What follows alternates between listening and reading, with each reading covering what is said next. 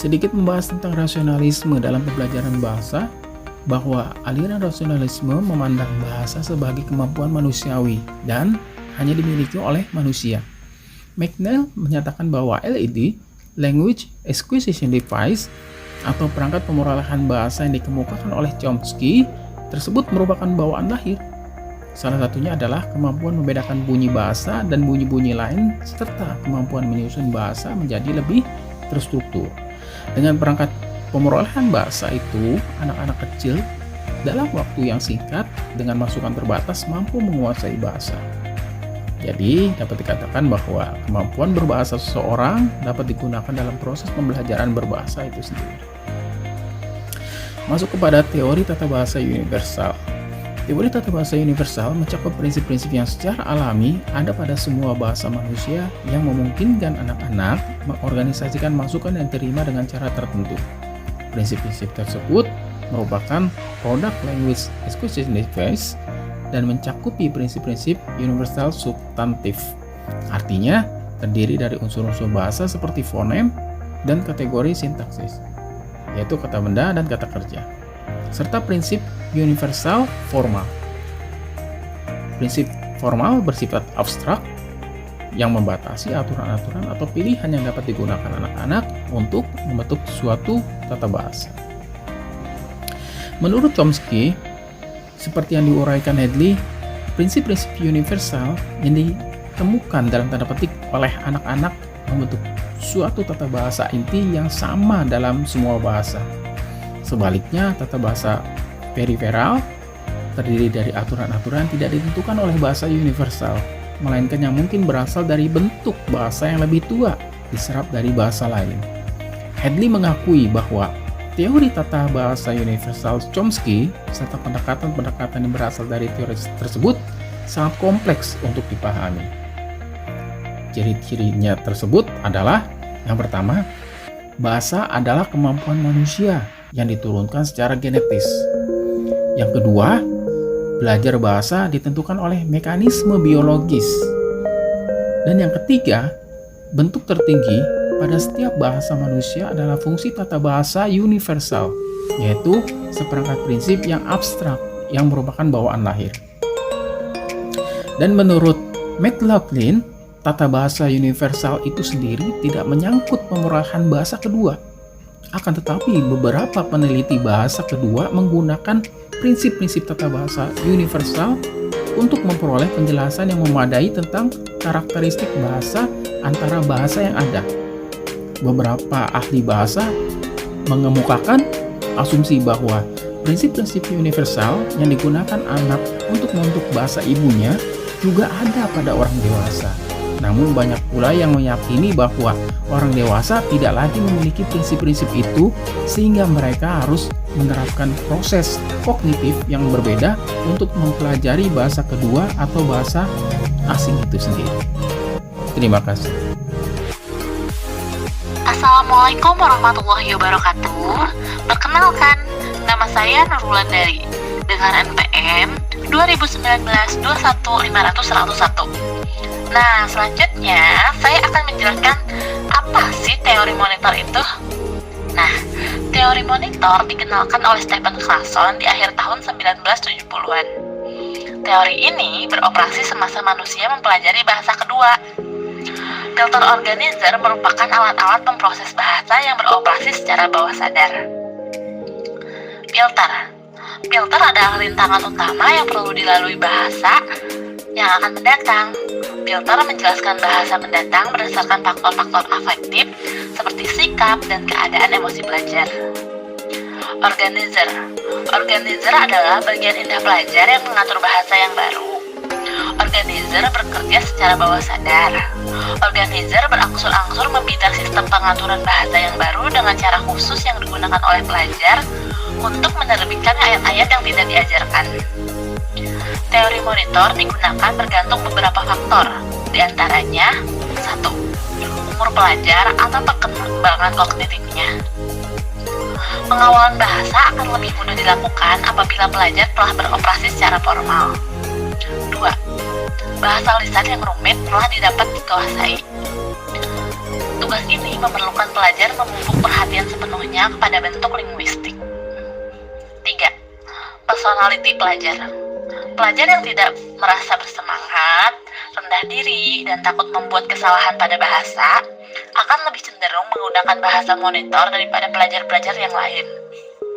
Asas-asas pembentukan teori monitor berdasarkan hipotesis pemerolehan pembelajaran bahasa, hipotesis monitor, hipotesis susunan semula jadi, hipotesis input, dan hipotesis filter aktif.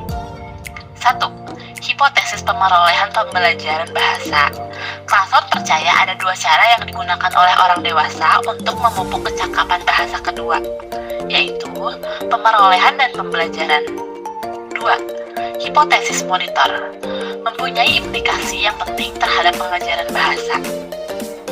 3. Hipotesis susunan semula jadi menyatakan bahwa manusia memperoleh pengaturan-pengaturan bahasa dalam satu susunan. 4. Hipotesis input mengemukakan bahwa manusia memperoleh bahasa dengan menerima input yang dapat dipahaminya. 5. Hipotesis filter affecting mengatakan bahwa input yang dapat dipahaminya tidak akan digunakan oleh filter bahasa kedua. Nah, berkaitan dengan perbedaan pemerolehan dan pembelajaran, banyak yang berpendapat bahwa melalui proses pemerolehan yang terjadi di bawah sadar anak-anak, mendapat intuisi yang memberi pertimbangan apakah suatu bentuk yang benar atau salah, lalu diterima atau tidak. Intuisi ini sering disebut sebagai rasa bahasa dan tidak diperoleh pelajar melalui proses belajar formal, terutama pada tahap permulaan. Assalamualaikum warahmatullahi wabarakatuh. Perkenalkan, nama saya Novrian Kurnia Saputra dengan NPM 2019-21-5096. Selanjutnya, saya akan menjelaskan tentang teori kognitif, yaitu kemampuan seseorang dapat dilihat dari beberapa aspek, yaitu aspek kognitif, afektis, dan psikomotorik.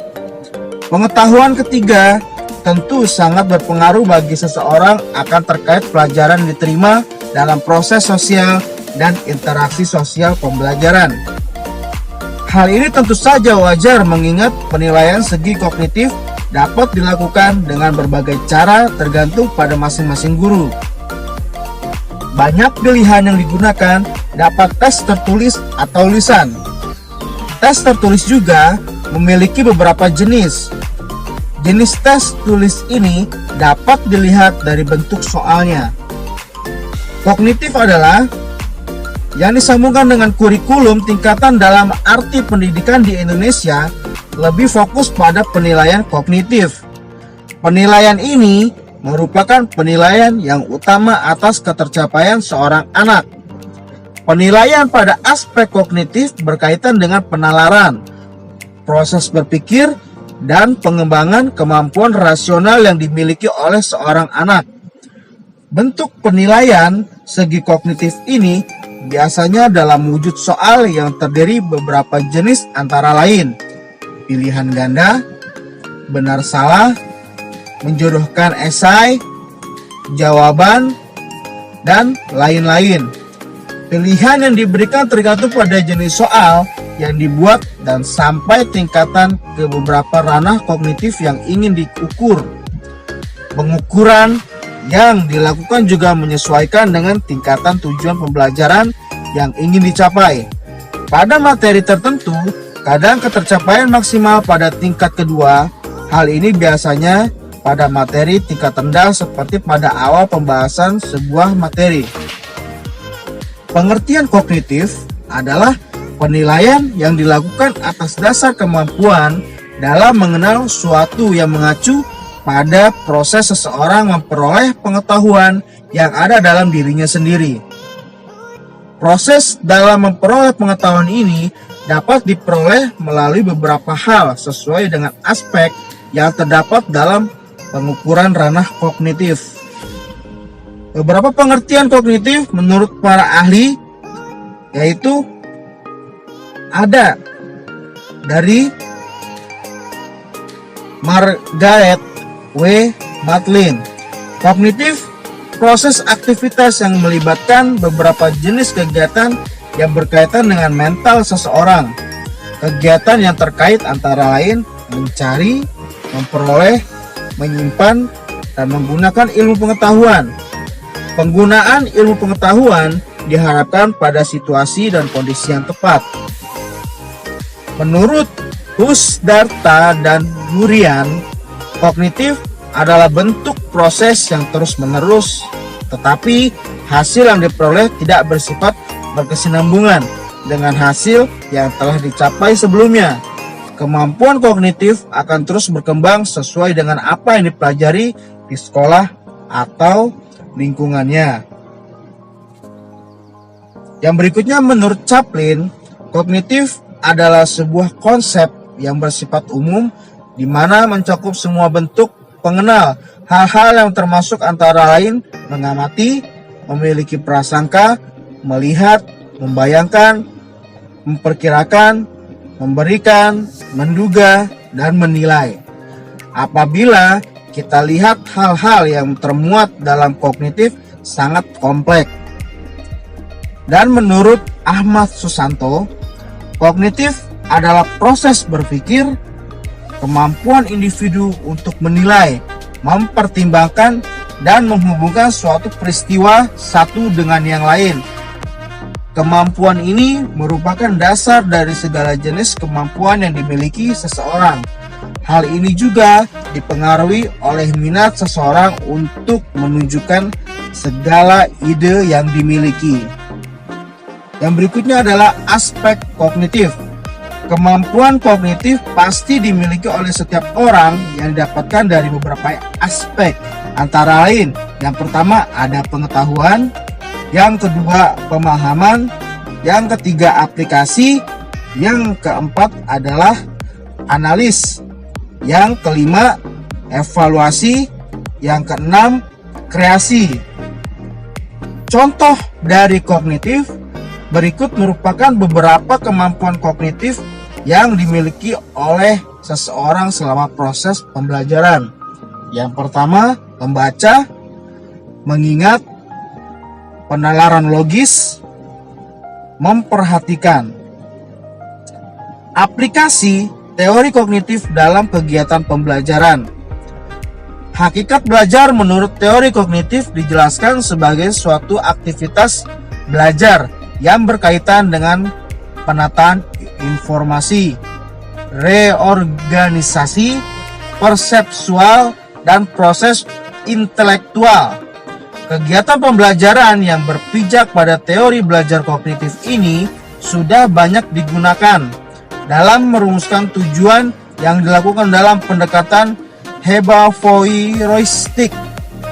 Kebebasan dan keterlibatan siswa secara aktif dalam proses belajar amat diperhitungkan agar belajar lebih bermakna bagi siswa. Sedangkan kegiatan pembelajarannya mengikuti prinsip-prinsip sebagai berikut. Yang pertama, siswa bukan sebagai orang dewasa yang mudah dalam proses berpikirnya. Mereka mengalami perkembangan kognitif melalui tahap-tahap tertentu. Yang kedua, anak manusia prasekolah dan awal sekolah dasar akan dapat belajar dengan baik, terutama jika menggunakan benda-benda konkret. Yang ketiga, keterlibatan siswa secara aktif dalam belajar amat dipentingkan, karena hanya dengan mengaktifkan siswa, maka proses asimilasi dan akomodasi pengetahuan dan pengalaman dapat terjadi dengan baik. Yang keempat, untuk menarik minat dan meningkatkan retensi belajar perlu mengaitkan pengalaman atau informasi baru dengan struktur kognitif yang telah dimiliki si belajar.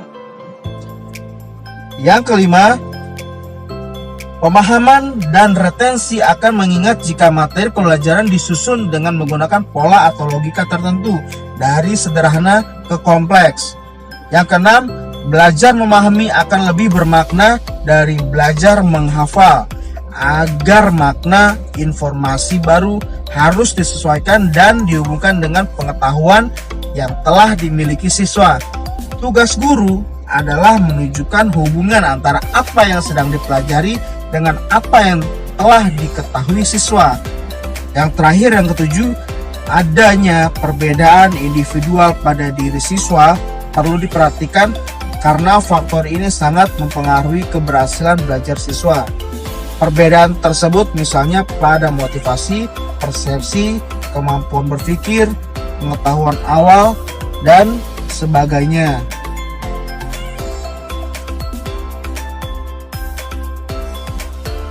Yang berikutnya adalah kesimpulannya. Dari penjelasan yang dikemukakan dapatlah dikatakan bahwa kemampuan seseorang dalam ranah kognitif ini akan dipengaruhi oleh sikap tanggung jawab seseorang dalam bertindak. Kita tahu bahwa ketika pengetahuan seseorang bertambah, maka diharapkan dapat mengubah perilaku seseorang. Perubahan yang diperoleh positif atau negatif tergantung pada masing-masing individu. Tujuan dari kognitif adalah untuk melihat kemampuan anak yang berkaitan dengan kemampuan berpikir dalam bidang intelektual, mulai yang sederhana hingga yang membutuhkan kemampuan dan kreativitas yang tinggi.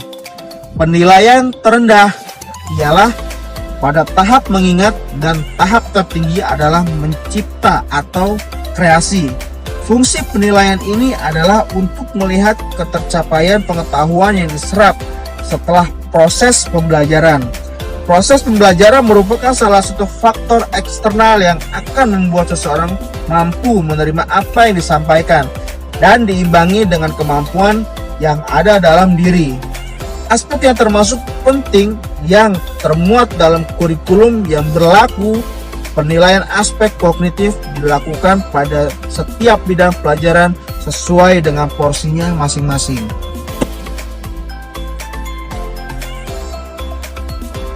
Baik, selanjutnya di sini saya akan melanjutkan materi yaitu yang D, model holodinamik untuk belajar bahasa. Salah satu model belajar bahasa yang dikemukakan pada tahun 80-an oleh Renzo Tito 1981 yaitu holodinamik model atau yang disingkat HDM. HDM tersebut merupakan sintesis yang mempunyai ciri-ciri aliran behaviorisme dan juga kognitivisme. HDM mencakup 3 tingkat, yaitu yang pertama ada tingkat tertinggi yaitu tingkat taktik yang kira-kira sama dengan struktur luar bahasa menurut aliran transformasi. Operasi taktik ini mencakup pemahaman dan penggunaan bahasa dalam wujud keterampilan menyimak, berbicara, membaca, dan juga menulis. Yang kedua ada tingkat di bawah taktik. Tingkat di bawah taktik ini yaitu strategi. Strategi adalah tingkat ini lebih berciri ke kognitif dan mencangkup aturan yang berlaku dalam bahasa. Aturan-aturan yang berlaku dalam B2 ini diasimilasikan baik secara induktif maupun deduktif. Dan yang ketiga ada tingkat yang paling rendah yaitu ada ego dinamik. Tingkat ini mencangkup variabel-variabel kepribadian seperti pengalaman, pelajar dan juga belajar kognitif dan lain-lain. Dan juga memaparkan perbedaan dan persamaan antara B1 dan B2. Pemerolehan B1 terjadi secara sementara atau spontan dan tidak dirancang, sedangkan B2 disengaja atau dirancang. Pemerolehan B1 disertai dengan penguatan primer, misalnya kebutuhan mengkomunikasikan keinginan dan kehendak, sedangkan B2 yang lebih lemah seperti hanya menganggukkan dan juga angka. Faktor-faktor itu ialah motivasi, kontak dengan budaya lain, sosial ekonomi, perbedaan jenis kelamin, situasi, hubungan guru dengan peserta didik, dan juga penyaji materi.